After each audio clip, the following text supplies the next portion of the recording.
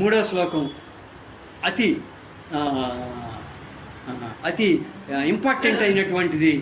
ఓ జనక మహారాజా, నా పృథివీ, నా జలం, నా అగ్ని, అమ్మ ఇలా ఉండటం వల్ల మీ అబ్బాయికి ఏమన్నా ఇబ్బంది ఉందా? ఏమి ఇబ్బంది లేదు ఈ బోధ వల్ల. ఏమ్మా, వెరీ గుడ్. ఆయన పని ఆయన చేసుకోవచ్చు.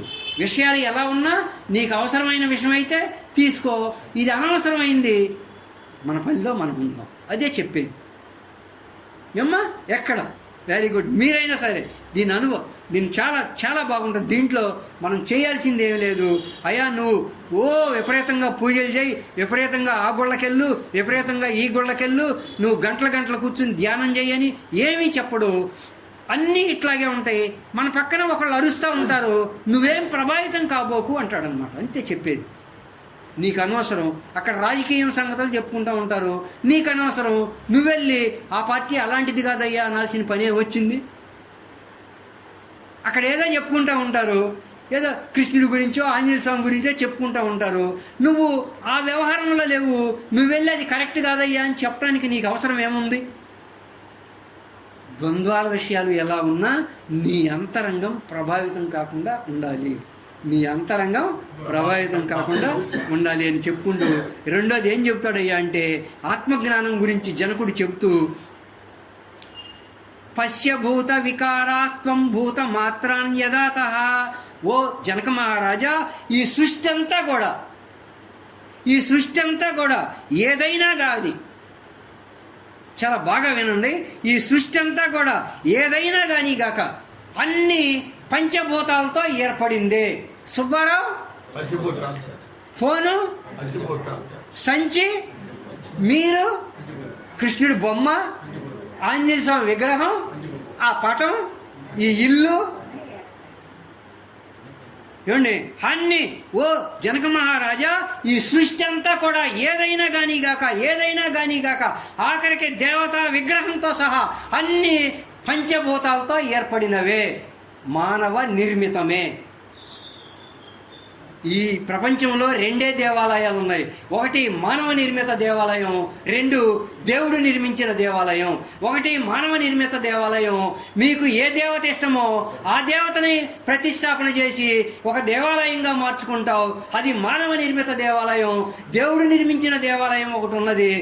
ఆ దేవుడు ఏం చేశాడయ్యా అంటే అందరి దేవతల్ని వీడు నిర్మించి ఆ దేవతలందరినీ ఉపాసన చేస్తున్నాడు.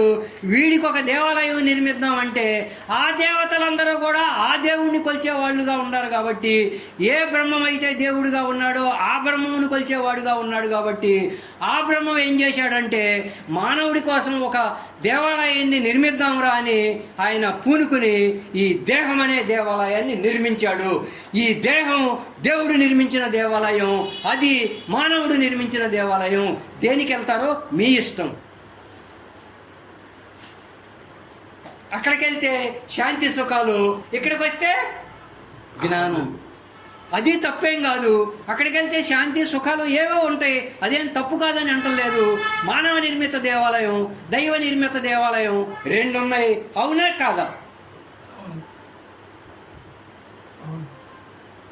As you like, choice is yours. యథా ఇచ్చేసి తదా కురు, బలవంతం లేదు.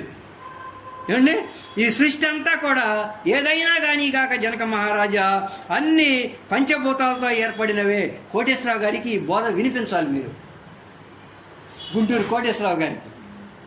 ఏం సార్ తీసుకురావాలి.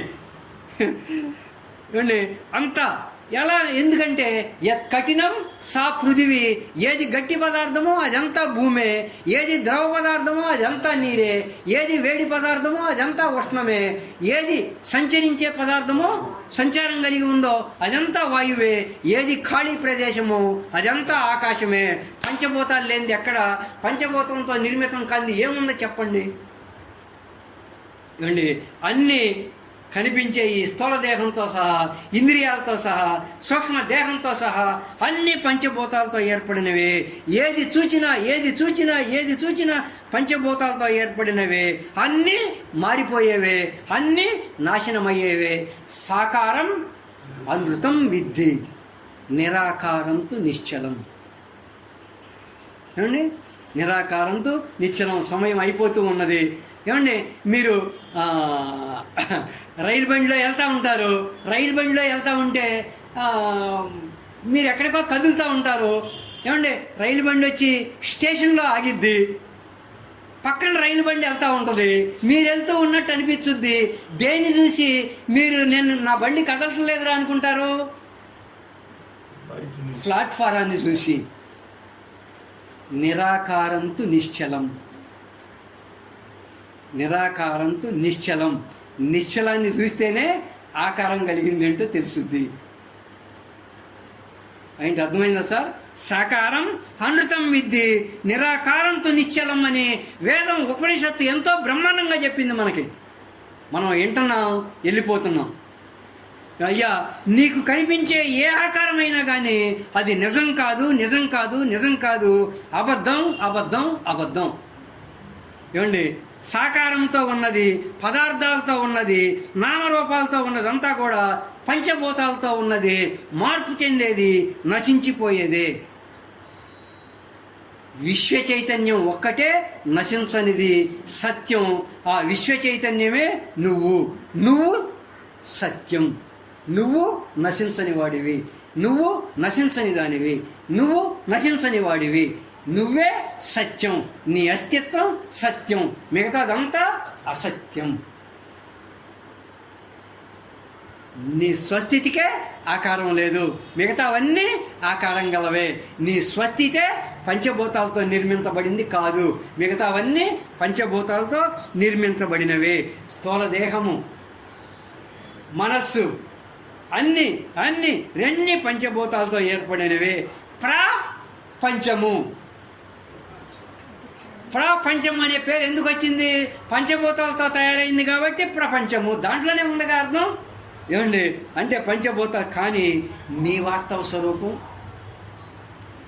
దేహము, మనస్సు పంచభూతాలతో ఏర్పడింది. కానీ నీ వాస్తవ స్వరూపం మనోదేహాలకి అతీతంగా ఉన్న స్వరూపం. నీ దేహము, మనస్సు పంచభూతాలతో ఏర్పడింది. నీ స్వరూపము మనోదేహాలకి అతీతంగా ఉన్న స్వరూపం. మనోదేహాలకి అతీతంగా ఉన్న స్వరూపం. అయ్యా, ఆ స్వరూపాన్ని నువ్వు అనుభూతి పొందాలి. అంటే ఎవరిని? నీ స్వస్థితిని. నీ స్వస్థితే సత్యం, మిగతా అన్నీ అసత్యం. ఏమండి, ఈ మనోదేహాలతో సహా అంతా పంచభూతాలతో ఏర్పడిందే. ఎప్పుడు మార్పు చెందేవే. మనసు మార్పు చెందుతుందా లేదా? దేహం మార్పు చెందుతుందా లేదా? ఏమండి, దేహం మార్పు చెందుతున్నా నువ్వు మార్పు చెందట్లా. మనసు ఆలోచనలు మార్పు చెందుతున్నా నువ్వు మార్పు చెందట్లా. నువ్వు సత్యం, అవి మార్పు చెందుతున్నాయి, నువ్వు మార్పు చెందట్లా. అలా ఎప్పుడు మార్పు చెందని వాడిని నేను అని ఒక సాక్షి స్వరూపంగా నువ్వు తెలుసుకుంటే, సాక్షి స్వరూపంగా నీ మనోదేహాల్లో జరిగే కర్మల్ని గమనించడం అలవాటు అవుతుంది నీకు. మనోదేహాలు పంచభూతాలతో ఏర్పడినవి, నా స్వరూపము వాటికి సాక్షిగా ఉన్న స్వరూపం అని నువ్వు ఎప్పుడైతే తెలుసుకుంటావో నీ మనోదేహాల్ని గమనించే అలవాటు నీకు ఏర్పడుతుంది. చాలా స్పష్టంగా గమనించే అలవాటు నీకు ఏర్పడుతుంది. నువ్వు పృథివీ మొదలకు పంచభూతాలు, వాటి కార్యాలైన స్థూలదేహము, మనస్సు, శబ్దాది విషయాలు, వీటన్నిటికంటే అబ్బాయి నువ్వు అతీతుడవు. వీటన్నిటికీ సాక్షివై ఉన్నావు. సాక్షి, సరి అయిన దర్శనం, సరి అయిన దర్శనం. సాక్షివై ఉన్నావు. నువ్వు ఒక సాక్షి స్వరూప స్థితిలో, నిత్య ధ్యాన స్థితిలో ఉంటూ పంచభూతాలతో ఏర్పడిన మనోదేహాలకి అతీతంగా నీ మనోదేహాల్లో జరిగే కర్మలను గమనిస్తూ నేను కర్తను కాను, భోక్తను కాను అన్న స్థితప్రజ్ఞతో భావంతో ఉండు. అవేవి నీ అంతరంగాన్ని ప్రభావితం చేయవు. నువ్వు ఒక సాక్షి స్వరూప స్థితిలో, నిత్య ధ్యాన స్థితిలో ఉంటూ పంచభూతాలతో ఏర్పడిన మనోదేహాలకి అతీతంగా నీ మనోదేహాల్లో జరిగే కర్మలను గమనిస్తూ నేను కర్తను కాను, భోక్తను కాను అన్న స్థిత ప్రజ్ఞత భావంతో, ఆ భావంతో నువ్వు ఉంటే అవేవి నీ అంతరంగాన్ని ప్రభావితం చేయవు. అంతరంగం ప్రభావితం కాకుండా ఉంటే నువ్వేమవుతావు? అయిపోయినట్టే. ఏమండి, నువ్వు ముక్త స్థితిలో ఉంటావు. ఈ క్షణమే ముక్తి లభిస్తుంది. ఈ క్షణమే ముక్తి లభిస్తుంది నువ్వు ఇలా ఉంటే. ఓకేనా సార్?